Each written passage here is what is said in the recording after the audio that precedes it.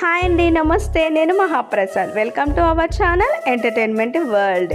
Soft fruit and వెజిటేబుల్స్లో దాగి ఉన్న బ్యాక్టీరియా. చూడడానికి ఫ్రెష్గా కనిపించే ఫ్రూట్స్ మనం కట్ చేసినప్పుడు కొంత భాగం కుళ్ళిపోయినట్లు కనిపిస్తుంది. అలాంటప్పుడు మనం కుళ్ళిపోయిన భాగాన్ని సపరేట్ చేసి మిగిలిన ఫ్రూట్ అనేది తింటూ ఉంటామని. కానీ మిగిలిన భాగంలో కూడా మైక్రో ఫంగస్ అనేది ఆల్రెడీ స్ప్రెడ్ అయిపోయి ఉంటుంది.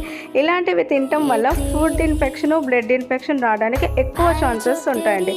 హార్ట్ ఫ్రూట్ అయినా యాపిల్లో కానీ, వెజిటేబుల్ క్యారెట్లో కానీ, ఇట్లాంటి వాటన్నిటిలో కూడా బ్యాక్టీరియా ఎక్కడైతే కుళ్ళిపోయిందో మిగిలిన భాగంలో ఫంగస్ స్ప్రెడ్ అవ్వడానికి టైం అనేది చాలా ఎక్కువ తీసుకుంటుందండి. కాబట్టి ఇట్లాంటి వాటిని కుళ్ళిపోయిన భాగానికి చుట్టూ ఒక 1 ఇంచ్ దూరంలోనే మనం ఫ్రూట్ని కట్ చేసుకొని తింటే ప్రమాదం ఏమీ లేదు. కానీ సాఫ్ట్ ఫ్రూట్ అయినా బనానా, మ్యాంగో, టమాటో ఇట్లాంటి వాటన్నిటిని మాత్రం ఖచ్చితంగా తినకుండానే ఉండండి. చిన్నపిల్లలకైతే అస్సలు పెట్టగానే అలర్ట్గా ఉండండి.